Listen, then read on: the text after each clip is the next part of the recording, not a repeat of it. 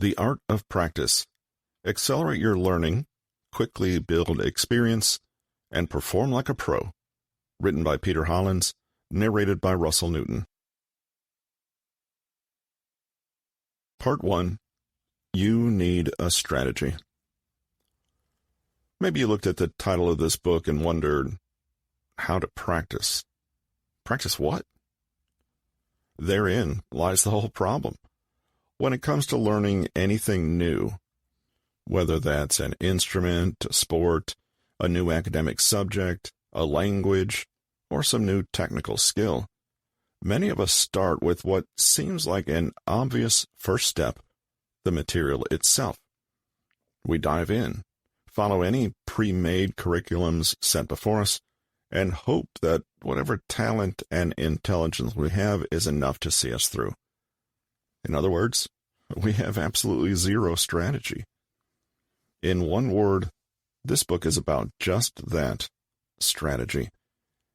It's about learning and making sure that when it comes to growth and development, we're not leaving things to chance, but consciously, deliberately creating an experience that will carry us from where we are to where we want to be. If you picked up this book, chances are there is something you are currently trying to learn. Whatever it is, however, your path to mastery will tend to take some predictable twists and turns. That's because human beings tend to learn in predictable ways. Understand these ways, and you understand how to structure your efforts in learning. The good news is that, ultimately, intelligence, talent, and even passion only take you so far. And you definitely don't need 10,000 hours either. A solid plan of attack, the right mindset, and plenty of contingency planning will carry you a lot further than any raw aptitude. And these are things that you can learn. The Deliberate Practice Roadmap. Let's meet Ellie, who wants to learn to paint better. She has loads of natural talent and has been arty all her life, but she works as an estate agent, and combined with parenting 2 kids, there's not a lot of time to devote to the painting dream. People have always praised her work, but if she's honest, Ellie's afraid that she doesn't have what it takes. Sometimes late at night she'll steal an hour or 2 to herself to sit with a sketchbook and some watercolors. This is pretty relaxing, but she's more or less doing the same things she always does and knows deep down that this time isn't really making her a better artist. One day she takes a leap and signs up with a local class and commits to a course that will force her to enter a professional portfolio for her final assessment. With a real goal on the horizon, she suddenly feels fired up to really push herself. She starts to realize she'll have to up the ante and get serious about all the skills she hasn't yet mastered and exactly how she can work toward them step by step. The evenings spent doodling won't cut it anymore. Soon, she hits a wall again, though. She's following her course curriculum and learning day by day, but she needs more help seeing around her blind spots. In other words, she needs a mentor. Another painter who is doing the kind of work she wants to do. Someone who can work with her and give her guidance, support, and professional feedback she can really work with. Part 2. You need the right mindset. Cultivate a beginner's mind. You've got a roadmap to developing mastery, a structure for how you learn and develop. Now let's look at the best attitude and state of mind you can adopt to make your use of that map the best it can be. Once, there was a famous Zen monk who was known to be an expert of the Buddhist text, the Diamond Sutra. In fact, he was the only one in his region to even own a copy of this rare and expensive book, and he carried it with him everywhere he went. People from far and wide could come to consult with this wise man, and benefit from his knowledge about this important Buddhist text. He was so good at dispensing wisdom from this book that soon ordinary people in his region came to understand its contents too. One day the monk approached a woman in the market who was selling tea and cake. The monk was hungry and wanted some, but had no money to pay, so he told her, "I'm carrying with me a book of incredible value and power, the Diamond Sutra. If you give me some of your tea and cake, I'll show this treasure of perfect knowledge." In fact, the woman was no stranger to the teachings in the Diamond Sutra, and made a counter-suggestion to the monk. She said, "Wise monk, if you only answer me a simple question, I'll give you as much tea and cake as you want." The hungry monk agreed. The woman asked her question, "What do you eat cakes with? With the mind of the past, the mind of the present, or the mind of the future?" The monk thought about this for a while. He couldn't answer. He brought out his Diamond Sutra and consulted it. In fact, he ended up reading it for some time, and soon it was late, and the woman had to pack up her tea and cake stall for the day. "Turns out you're not so wise after all," she said to the monk. "But what is the answer?" he said as he watched her pack up and leave. "The answer is that you eat cakes with your mouth," she said, and left him hungry. The moral of this story is clear. Sometimes we can know so much that our minds are closed to knowing anything else, including something new and something true. The paradox of expertise is that when we know, or just think we know, we are immediately in a smaller, more closed, and more limited frame of mind. The monk had great knowledge, but of one thing. Everything he encountered was passed through that lens. Being an expert at the Diamond Sutra made him feel as though he already had the answer. The clever woman guessed this and challenged him. Her question was just a nonsense question, but it did reveal that the monk, in all his wisdom, was unable to see the obvious. It really is a paradox. To learn, we approach the unknown with humility, curiosity, and a certain emptiness. Thus we learn. But once we have learned, our minds close as we become more sure, less inquisitive, and even arrogant. Thus we fail to learn.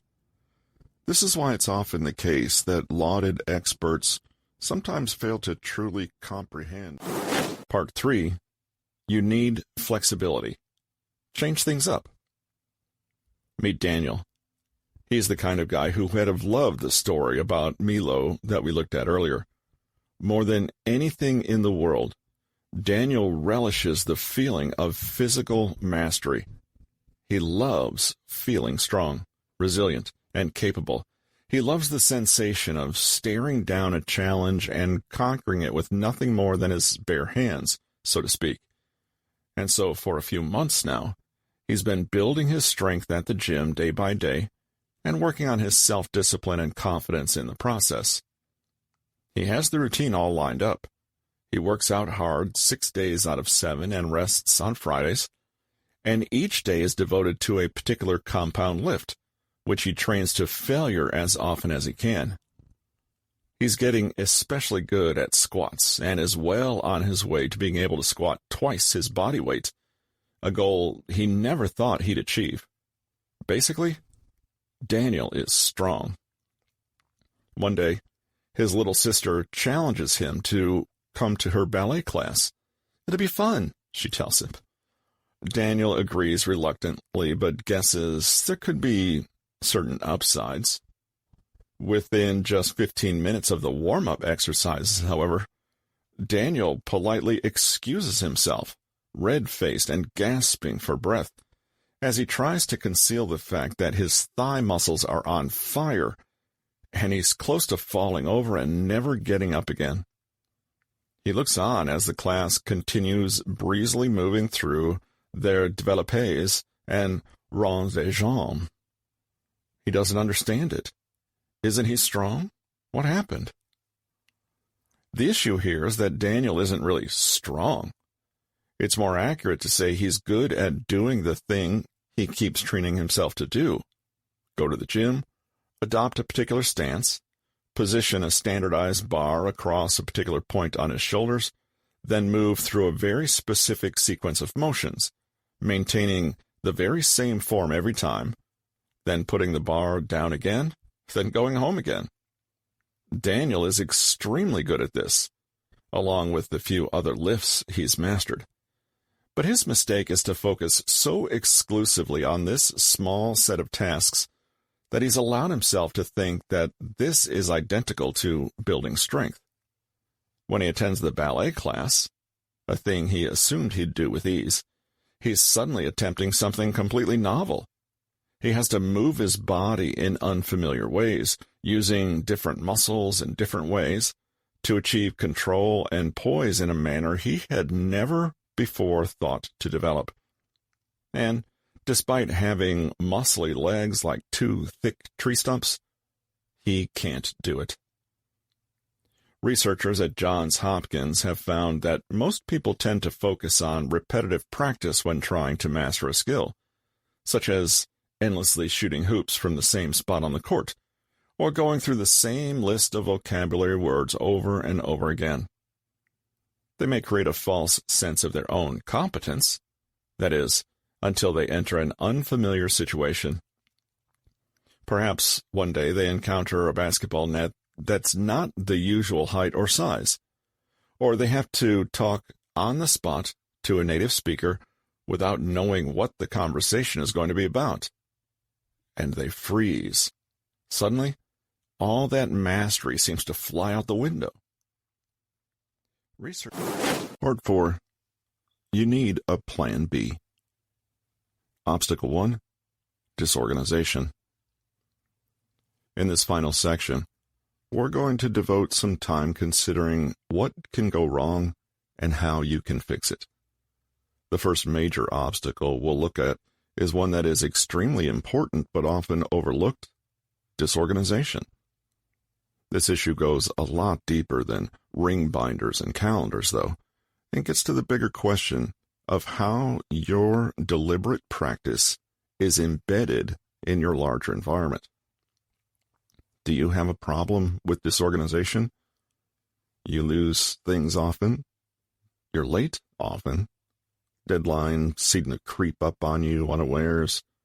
You often throw away food that's gone bad in the fridge, suddenly run out of supplies, or discover you're missing important elements at the last moment. You sometimes forget to pay bills. You have piles of clutter in your home. You get the idea. If you find yourself missing out on practice because you haven't managed your time properly, or you've noticed that you're often a little flustered or confused about exactly where you are in your program or curriculum, then chances are you have a disorganization problem. The solution comes from the world of cooking. Have you ever had the annoying feeling of trying to make a meal in an unfamiliar kitchen? Even if you're quite an accomplished cook, you can find yourself taking ages to do what would have been quick and easy in your own familiar surroundings. While you waste 5 minutes hunting for the colander and figuring out where the paprika might be hiding, maybe the pasta overcooks, and one way or another, your Alfredo just isn't the same. There are a few things going on here. Not only are you being quite inefficient, you open the same drawer literally 14 times, but you're also so absorbed with solving low-level niggles and problems that you never seem to quite get in the flow of things and really enjoy yourself. Think now of professional chefs and people on cooking shows who have all their ingredients laid out and pre-measured, the oven preheated, and all their equipment in reach and ready to go.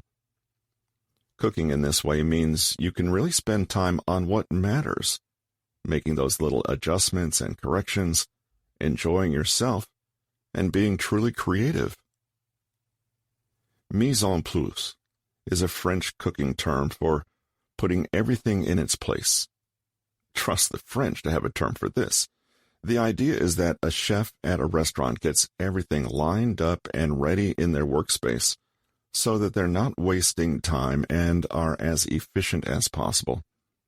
What's more, mise en place is about consistency and habit. You always keep the same things in the same place day after day so that you can access them without even thinking, and therefore not waste any precious time that could be better spent perfecting the dish in front of you. You can guess where we're going with this. The principle applies to lots of situations and tasks, not just cooking. Whether you're trying to streamline your home office or reduce wastage and error on a massive industrial scale, you're going to want to make sure that you have a place for everything and everything in its place. But the approach is not just about organization of material things in your environment. It's about the mental and...